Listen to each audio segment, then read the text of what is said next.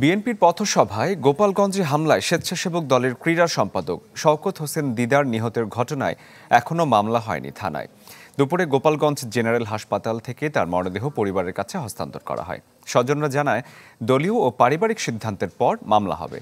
এদিকে দিদার হত্যার প্রতিবাদে কর্মসূচি ডেকেছে স্বেচ্ছাসেবক দল। শুক্রবার বিএনপির পথসভার গাড়িবহর ঘোনাপাড়া মোড়ে পৌঁছলে হামলা করে কে বা কারা। এরপর দুই পক্ষের সংঘর্ষে মারা যান শওকত হোসেন দিদার। আহত হন অন্তত ৩৫ জন। দিদার নিহতের প্রতিবাদে বেশ কিছু স্থানে প্রতিবাদ সমাবেশ হয়েছে।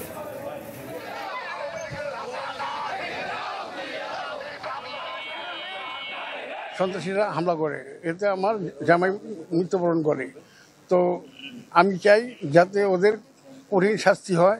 আমি তো অবশ্যই চাই যে এই কাজটা করছে হত্যাকারী, তো শাস্তি তো চাইবই। সর্বোচ্চ ফাঁসির উপরে তার কোনো শাস্তি হতে পারে না। যারা এই ঘটনা ঘটাইছে সন্ত্রাসীরা, আওয়ামী লীগ সন্ত্রাসীরা, তাদের আমরা ফাঁসি চাই। যেহেতু রাজনৈতিক বিষয়, আমাদের কেন্দ্রীয় নেতৃবৃন্দ আছে, আমাদের গোপালগঞ্জ জেলার সিনিয়র নেতৃবৃন্দ আছে, এনারা বসেই সিদ্ধান্ত নেবেন।